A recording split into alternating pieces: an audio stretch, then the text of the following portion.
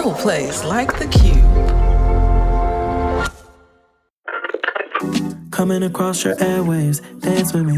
It's an intersectional day, and it's gonna bring you the weekly. Family, is the news overwhelming? Is it just too much? Well, I get you, and I got you. Yeah. Family, this is your favorite queer radio personality, Anna DeShawn, and this is Queer News, your favorite weekly news pod where race and sexuality meet politics, culture, and entertainment. This is your number one stop for queer news done right, only on E3 Radio. Tell me, did being on SNL, did that change your life? It did. It changed my life for the better and for the worse. I mean, bigger picture for the better. You know what I'm saying? Because now I'm this person of, I hope you pick me this week. Please pick me. Please see me. Begging you to, knowing I'm being all that I could be. There were times I could get standing ovations. Everybody like, damn, Punky. Sketch still wouldn't get picked. So I felt like I was drowning at SNL, and I felt like no one would grab my hand. And that really hurt my feelings. It really, really hurt my feelings. Now, that was a portion of the interview I did with Punky Johnson. Punky is a comedian, a writer, and actor. You may know her as a former cast member from Saturday Night Live. And when she joined SNL in its 45th season, she made history as the first out Black lesbian cast member, okay? And if you into the Chi, you may have seen her running Smokies. She been making history, being as out and queer and masked and lesbian as she wants to be. And we had a beautiful conversation. If you didn't catch it, watch it on YouTube. A link is in the show notes. Now, have you joined the newsletter yet? Yes, the newsletter is on Substack, but have you joined it, huh? We've been having a lot of fun over on Substack. It gives you your weekly newsletter from Queer News, but we also are dropping lists and guides and special episodes. I'm writing more, sharing more, and it feels good. It really does. Queer News is more than just a podcast now. It feels like we're really building a community of folks who care about our humanity. So queernewspod.substack.com, okay? Of course, it's in the show notes, but let me just tell you again, queernewspod.substack.com. Come join the movement.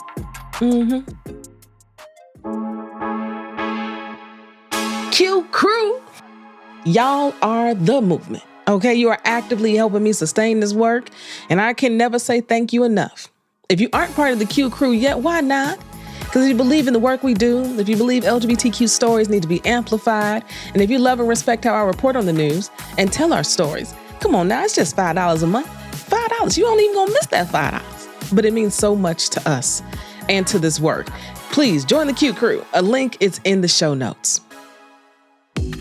And welcome back to our summer series. We are continuing the series with an exclusive interview with award-winning recording artist Lachi.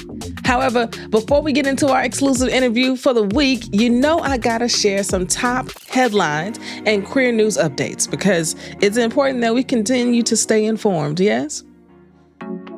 First, have you heard the story of Juju Netto? Well, Juju was a 21-year-old trans woman who was murdered in Maine earlier this month. I hadn't even heard of this story, so big ups to our producer, Mayana, for pulling this one for us because it hadn't come across my feed. Juju was always down for an adventure, okay? I read her story. She liked trekking through the woods and wanted to show her friends a piece of graffiti that she loved to visit. Now, this trek turned fatal when allegedly, because we have to say that, right? Allegedly, 58-year-old Glenn Rodney wielded a knife at the group as he was biking past. Like, why aren't you just minding your own business? He ended up stabbing Juju in the chest. She was transported to a nearby hospital where she later passed away. Juju is remembered by friends and family as a kind, compassionate, vibrant, spirited person with a whole life ahead of her. Her partner said, "It sounds cliche, but she's the most loving person. She was an angel sent here to make things better, and she did." The family has started a GoFundMe to help offset funeral costs, and her partner needs to resettle.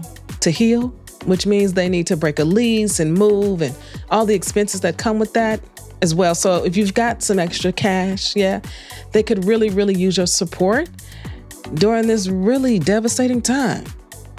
I mean, what a tragedy. Just hanging out, trekking, minding your own business, wanting to show off some beautiful graffiti that brought her a whole lot of joy. And this man decided to take her life. Family, be diligent and careful out here, okay? Because what a tragedy. Rest in all your power, Juju.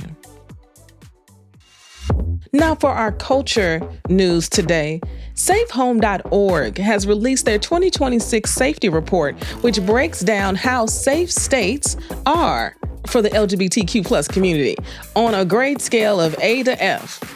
The study measures the personal accounts of over 1,000 LGBTQ plus folks across the country, as well as data from the FBI Uniform Crime Report to determine the safest states to reside in. Through this study, they found that Nevada was ranked number 1 in terms of safety, with Illinois in a close second place. You know who came in last? West Virginia. The data also showed that there were 2,500 hate incidents reported, which is a slight decline from last year. Now, if you want to read the whole report, visit our show notes for the link because it's way too long to read out loud. Or you could Google Safe Home LGBTQ plus safety report, and I'm sure it'll come right up for you. As you all know, we're in the midst of our summer series, but queer news is always important to me. So I'll be back next Monday with a brand new episode packed with new stories. But for today, let's get into our interview with Lachi. Lachi is a Grammy-nominated artist who, as she puts it in her song, lives life on hard. Being a Black queer woman who is also blind has presented many challenges in her life, but none of them have ever stopped her from living her life out loud. I hope that you all are just as inspired listening to this conversation with Lachi as I was with talking with her. She's pretty incredible. Enjoy, family. Family, it's your favorite queer radio personality, Anna DeShawn, and this is another exclusive interview for the Queer News Podcast. You already know what we do, and today it is going to be so much fun. I am excited to talk to Lachi today. If you don't know who she is, I don't know where you've been, but we can get you acquainted. Do you understand? She is a USA Today Woman of the Year. She's an award-winning recording artist, globally touring public speaker, media personality. Okay, she's breaking stigmas on disability and mental health, and a blind Renaissance woman. And once we get through talking, you're going to understand what all of this means, okay? Lachi is a consummate entertainer, okay, impacting fans globally with her viral music and impactful messages, because after this interview, I am for sure you are going to go follow, subscribe, listen, support. Do you know what I'm saying? All the things that we need to do because we all we got out here. Lachi, welcome to the Queer News Podcast. I am obsessed with you. You win. You just win at life. Okay. Oh, man. As you're saying that intro, I was like, who is she talking about? Is that me? Come on. It is a surreal situation. I overstand it's surreal. And it is exactly who you are. Yes, out here in the world. I'm so glad to be here. Thank you for having me. Of course. Because for some reason, and I want to know why, and where you got the courage, okay? About 4 years ago, you decided, get on YouTube and begin sharing your journey boldly around your diagnosis, going blind. Yes. What made you turn on the camera and say, I'm just going to just put it all out here? It's so funny. So when I got the diagnosis that I was going to go from low vision to no vision. So I always had pretty poor sight, right? And then one day I woke up with my sight pretty much completely gone. And then I was like, what do I do now? So I go down to the doctor. They gave me the diagnosis and they're like, you are going to go from low vision to no vision in a couple of years. So just wanted to let you know that. Have a nice day. So I ended up thinking okay, how do I turn this into some kind of business opportunity? And so I first wanted to get a bucket list put together. I was like, I want to jump out of airplanes. I want to go spelunking. I want to go camel riding. I want to go snorkeling. And so I started doing all that stuff. And I was like, I want to meet celebrities. I want to like put out the music I always wanted to do. And I started doing everything. And as my sight got worse, and I started documenting it as well. And as my sight got worse, I started thinking like, why stop? Like, I'm not just going to do this until I lose my vision. I just keep doing it. And this is literally just me still on that journey. And I did it mainly because people come up to me and they're like, yo, if somebody told me I was going to go blind, I would just die. Like, I would just not want to live anymore. And I'm like, when I was told I was going to lose my vision, that's when I finally decided to live. So here we are living. Wow. Wow. You know, we just never know what we're made of, right? I promise. Okay. And this is a promise. I'm telling you. I wish we didn't need the test to have a testimony. Yeah. I wish we could just get to the testimony part. But often we absolutely need the test. And we don't know what we're made of until we get tested. And everything you just said sounds like entrepreneur energy. Okay. Yeah. Diagnosis equals new business plan. Right. I love that. I love that. You know what? Before you even move on, I think what you just said was like really, really a word. Because, you know, we all have like that spark inside of us, right? Some people just haven't accessed it yet. You know what I'm saying? And I think a lot of the times it's because of stigma. It's because of internalized, you know, bullshit. You know what I'm saying? Yeah. Oh, can we cuss on here? Absolutely. We're a podcast. We can do whatever we want. Okay, because I was like, I'm a whole New Yorker, and so potty mouth. Okay. But for real though, it's like, I wish we did not have to overcome adversity to access the visionary within. And that's honestly what I am out here really advocating for, is like, let's stop with the stigma. Let's stop with the inability to talk about these hard conversations. Let's make them fun. I tell people, like, what do you do for a living? I'm like, I entertain people into giving a shit about trying to break down stigmas. So let's talk about a very hard job. Okay. Because that's a very hard job. Because stigma is one of these things that's just culturally embedded, right? We do things, we say things, we experience life. And the stigma is always there, always under the surface. And so when you try to get folks to have real conversations, as a Virgo who is very bad at like small talk, it's really hard. Most of the time, folks just want to laugh, right? You know, people want to escape. And I think we all have a responsibility to want to dig deeper and destigmatize some of these things. And I've seen you on the internet and you're doing just that. Okay. Yeah. Well, listen, as a Aries, first of all, I'm Aries and a New Yorker and Nigerian. So it's a lot that it's a lot going on here. Yep. Sure is. But you wait, why are we trying to say? But you hit the nail on the head. I know, right? But you hit the nail on the head with this whole idea of like, we just want to laugh. We just want to have a good time. We just want to listen to music. We just want to escape. And I'm like, well, then let's use those avenues to have these discussions. And I want to talk specifically about like disability, mental health, you know, neurodivergence, like the really tough discussions that people don't want to talk about, because I think that's where like the nucleus of the problem is, right? Like pathologizing each other. Let's say, for instance, you know, I could get pathologized for being a woman. People use hysteria, right? I could be pathologized for being Black. People use phrenology. I could be pathologized for people could be pathologized for transness, queerness, all of the things, right? So I'm like, well, let's talk about disability. Let's talk about, you know, mental health conditions. Because essentially, when you're proud of those deep parts of yourself society has encouraged you to hide and called weak, that's when you're essentially saying, fuck your pathology, right? And so that's why I go straight for the jugular and talk exactly about those things. But again, I love to do it through rap bars, through corny as hell dad jokes, through high energy, through fashion, through storytelling, through whatever way people will sit down and listen, have a good time, and not even realize that they learned something and grew the world a little bit. And I think is And you have a song called Life on Hard. You have a song called Life on Hard. And I feel like that's exactly how you live.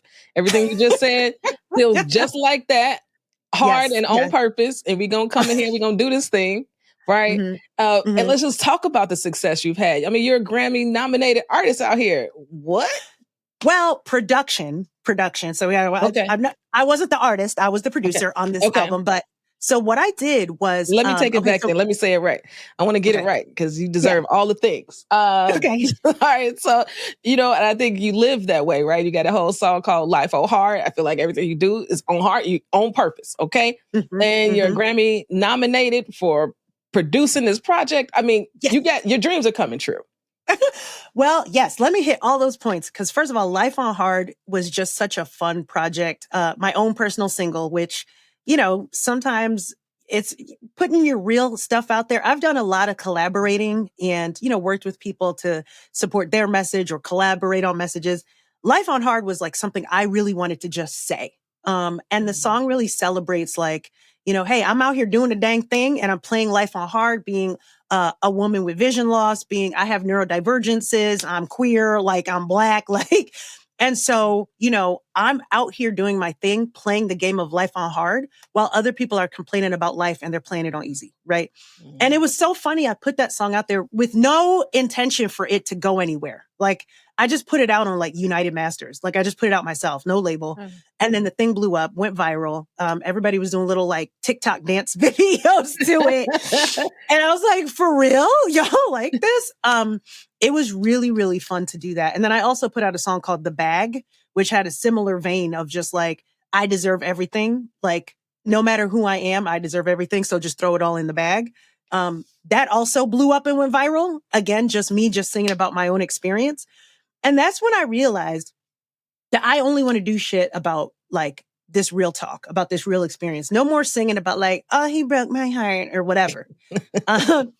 So then I jumped. Exactly. Oh, he broke my heart. That's the remix too. Oh, he broke my heart. But I jumped on this project by this artist named Chris Redding, who is neurodivergent and wanted to talk about his experience as a Black man with neurodivergence and having a son who was autistic. And so he started trying to write some songs and he wanted to do it like neo soul meets new age.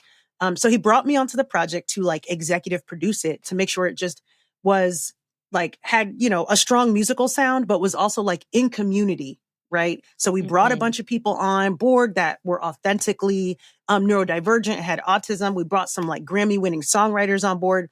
And we were just making sure that his message got out and sounded really, really good. What was crazy was everybody resonated with it and it got Grammy nominated. Wow. And we were just trying to tell our story, just trying to have a good time. Just, it made us realize that like, yes, it's a hard discussion, but people really are ready to have it. Yeah, they really are. And you got to tell me how surreal is it when folks are making TikToks about your song. It was crazy. I was like, oh, for real? And people were making little dances. And like, I was like, oh my God, this is like the best thing that's ever happened. So I was definitely on the moon and just excited that people related to it and excited that people were excited for it. Yeah. I mean, I think that has to be such a cool and surreal experience to open up TikTok and be like, that's my song. And I think that's you. And music today and the fact that TikTok sounds then can equate to, this viral moment, but past that, like true sales, like movement of your music. And I think the idea is when you put something out there, it's so vulnerable. You have to be so vulnerable to put your story out there. And when people receive it, it feels like birthing a baby every time you do it. So when people receive it and like, your baby cute, Yes, exactly. They're like, oh, you got a cute baby. I'm like, yeah, I made that. Exactly. Ooh, now it feels like the perfect time to take a break. Don't skip the break either, because we got a queer news tip for you this week, okay? And I want to make sure y'all hear it. So let's break, and when we get back, we continue this inspiring conversation with Lachi. Hello, beautiful people of Earth. I am Dagon, the Great. My pronouns are he, him, and I was simply sent to this planet to spread more peace, love, and joy. And I do that through my music, which specializes in the genre of pop, dance, and EDM. My message is simple. Be proud, live free. Because I truly believe that no matter where we come from, no matter who we are, no matter who we love, we all deserve a chance to live free and be equal. My number one hit single was named Live Free because it shows that message. If you visit my website, www.dagonthegreat.com, you can learn more about me and my pictures and my music and listen to that anthem. That is www.dagonthegreat.com. I hope to see you all soon. Do you have a local news story not getting enough amplification? A queer organization other folks should know? A song coming out? Send us a voicemail to our Queer News tip line so you can get all the amplification you need. Info on how to submit is in the show notes. And you're out here also birthing new things. You got a book coming out, right? Yes. I Identify as Blind. Yes. Tell us all about it. Boom. Come on, you gotta show it off. Yeah. So in the last several podcast interviews I've been doing, I've been accidentally holding it upside down because I can't see. I was almost about to just constantly do that as like a signature thing. But anyway, it could have worked. It could have worked. It could have worked. That might be the clip. That might be what we do moving forward. But listen, okay. So my whole thing is that everybody is out here just masking, right? And trying to downplay different things and camouflaging and trying to be as normal as possible so as to not be seen as different or too much or less than or whatever. And again, like I told you, is because we're afraid of the stigma, afraid of being pathologized, afraid of being seen as, kicked out or whatever. And I think it's because we just don't know how to talk about stuff. And so really what this book does is it just talks about it. It talks about disability. It talks about being proud of who you are all the way to the depths of, your maybe your neurodivergences or your chronic conditions or other kind of differences that you may have that you have never talked about and never felt pride in. This book does that with jokes, with rap bars, with some fun comedic storytelling, with some pop culture deep dives, with some celebrity interviews. I'm like, my whole mission is to be able to talk about this stuff in a way that brings people in and makes them not feel bad about it, not feel sad about it, but actually feel empowered and encouraged to have deeper conversations and to do it from a place of winning as opposed to a place of fear. And so that's essentially what I Identify as Blind is. And I'm really out here to celebrate, it is part of my identity. My blindness is part of my identity. So I'm not here to mask it or downplay it. So that's what the book is about. I love it. How long did it take you to write? It's so crazy because when I got the offer to write the book, I had also got an offer to host a PBS series, American Masters PBS series on like heroes that have disabilities or whatever. Yeah. And so I'm touring the country to do all the interviews for PBS, do all the shoots and do all this and that while I'm writing the book. Oh, good. So I'm like writing the book in hotel rooms and on airplanes and stuff like that. But it took me about a year to write. I had like a lot of help though, because there's a lot of interviews in there. I had a co-writer who is used to like helping book doctor, essentially a book doctor that helped keep me on track. And like, you know what I'm saying? Like I have way too much going on. So I had to have somebody help keep me on track.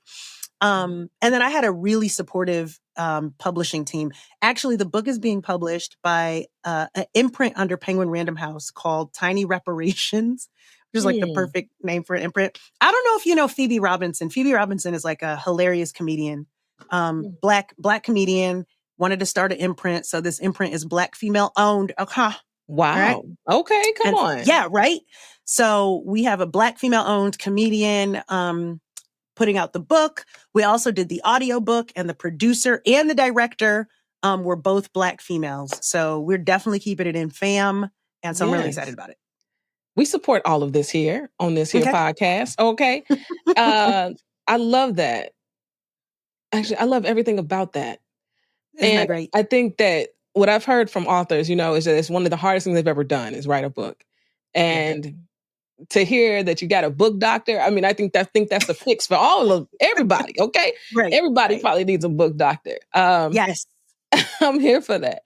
And on the theme of birthing, projects out here, you have a whole organization. So to the point of you have a lot going on, and Yes. and it's all real good. You have an Yes. organization called R.A.M.P.D. Can you tell the good people about that? Yes. Speaking of birthing, and just really quickly, the book will be coming out January 27, 2026. Yep. So I Let think, me ask you that. My fault. no, you're good. You're good. You're good. So I love everything about that. I think it's everything that you're doing with that book is just really beautiful. And Thank you. a book doctor is what everybody needs, because all I hear is how hard it is to get a book done. I mean, for real though, because, doctor's orders, you know what I'm saying? Okay, period. I see what you did there, friend. So I know when people listen to this, they're going to want to go get the book. So where can they do that? When will it be available? All the good stuff. Yeah, so the book is coming out January 27th, 2026. So that's before the Grammys. So go ahead and get it. Hey. And you can go ahead and pre-order it. If you go to lachimusic.com, LACHIMUSIC, you can pre-order it there. You can also check out my music there. There's a lot going on there. So please go ahead and get it and tell a friend. That's it. Tell 2 friends, okay? That's what we do around here. We tell 2 or 3 friends. Exactly. I love it. And you're not done. Go to her website, of course. And what you'll also find is information about R.A.M.P.D. R.A.M.P.D is your organization. And I would love for you to tell the good people about it. Yeah. So R.A.M.P.D I founded back in, I guess 2021 is when I sort of founded it, but it launched in 2022. So we're super young. And really R.A.M.P.D stands for Recording Artists and Music Professionals with Disabilities. And R.A.M.P.D is an organization that is a consultancy group that works with the music industry to make it more disability and sensory inclusive. So we work with music giants to make sure that from resourcing to programming to trainings, that all these music industry giants are able to empower working music professionals with disabilities, neurodivergences, chronic and mental health conditions, and the like. But then on the flip side, we also are a networking platform for music creators and professionals that identify in that way, to connect, to receive business opportunities, to receive development opportunities, et cetera, et cetera. So really what we're trying to do is not only get folks with neurodivergences and disabilities to be able to infiltrate the music industry and, get the same access and things that they deserve, but also for folks who are already navigating the music industry to recognize where they fit, like to be more authentic and to understand that it's okay if you have a mental health condition to like live that out loud and not have to feel burdened to hide it. With R.A.M.P.D, we have partnered with everybody from the Recording Academy. We're the ones that got the sign language on the red carpet. So people are always like, oh my God, Cynthia Erivo brought her own sign language. No, she didn't. We did that. And we this year got it for the first time at the Latin Grammys. So we're really excited about getting sign language on the Latin Grammys red carpet.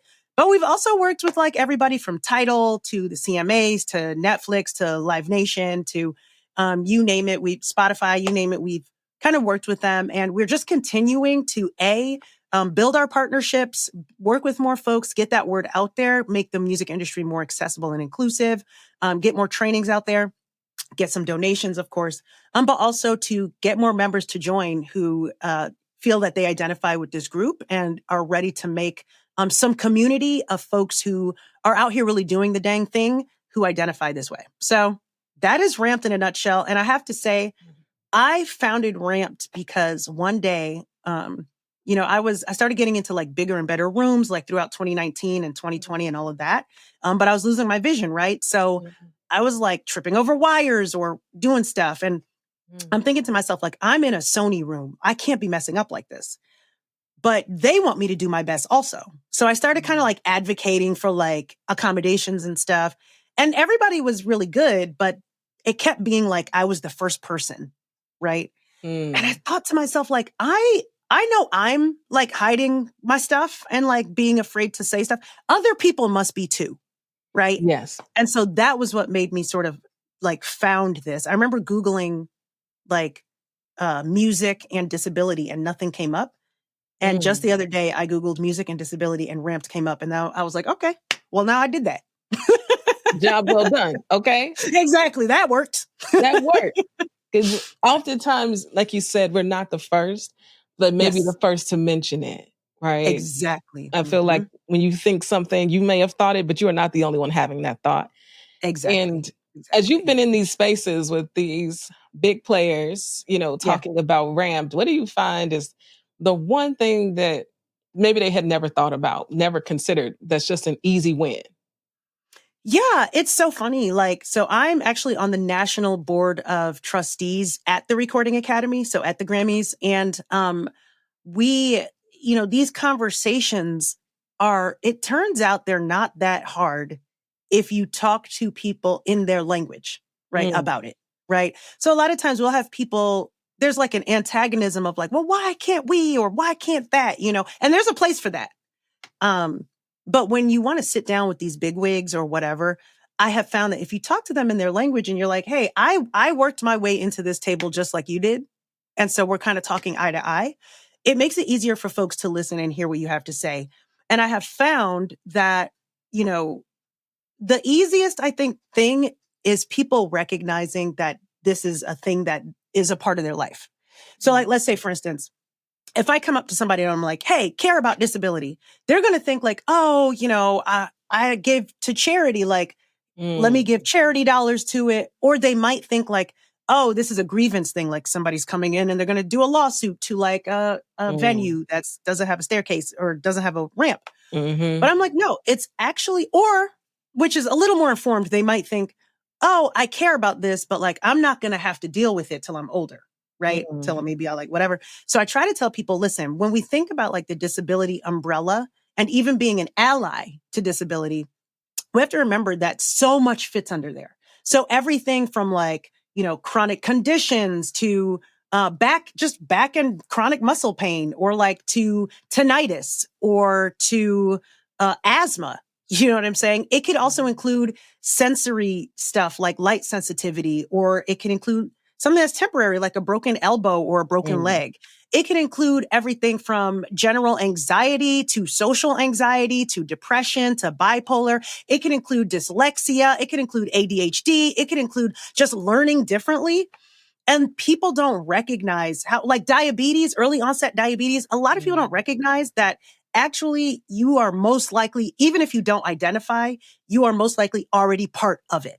Right. Yeah, And so, or somebody who's part of it, or you are, and you're not, you don't feel comfortable like letting it out or whatever, which is totally fine.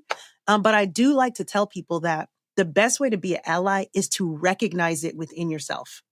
mm, Because when you can see yourself in someone else, that is when you are a true ally. And I have to say, like, that sounds like a complicated like thing to say, but that's generally the first thing I say to a lot of these bigwigs that brings them like all the way in. And they're like, you know what? Boom, got you. What do you guys need? yes, So absolutely. And also, I heard this somewhere that in every person's life, at some point, you are going to be disabled. At mm-hmm, some point in your mm-hmm, life, everybody's gonna experience it. And it mm-hmm, wasn't until I saw it on internet, child, I don't know, wherever I heard it, and I was like, "That's absolutely right." I mean, mm-hmm, from when I broke my wrist at one time to when I had messed up ankle and needed crutches another time to, you know, pinched nerve in my back. I mean, there's just mm-hmm. so many times where the world was like, this is about to be real hard in Yes. this moment, Mm-hmm, right? And I think there's a piece that my mama taught me was like to put yourself in somebody else's shoes and what mm-hmm, would happen, right? And I mm-hmm. think if we do that more, I think we see folks' humanity. Exactly. I think humanity is the key like word there. Like even, let's say for instance, experiencing like seasonal depression, Mhm. and yes, it's going to go away because when the sun comes back out, it's gone. But you know what it's like to go through a really, really dark time for a long period of time. Yeah, And so I feel like when you can access that part, you can kind of start to see the humanity in others that are going through that on like more of a regular basis. absolutely. Lachi, I'm so glad you joined me today on the Queer News Podcast, talking Mhm. about your music, talking Yeah. about the new book, family. Go Mm. pre-order, okay? Go pre-order, make it a Go get it. bestseller, Let's just okay? go get it. Come Go on, let's get it. go. Go give it to a friend. Do you understand? We all we got out here, okay? And so when folks are producing, creating, and doing good work, yo, we support that around these parts, all right? So, Lachi, what's the website again? LachiMusic.com, LachiMusic.com. Go check us out, and we're here for it, girl. Let's do it. Let's do it. Let's go. Family, you already know. The links are all in the show notes. Go click them. Go share them. Because this is what we do. We are Queer News Done Right.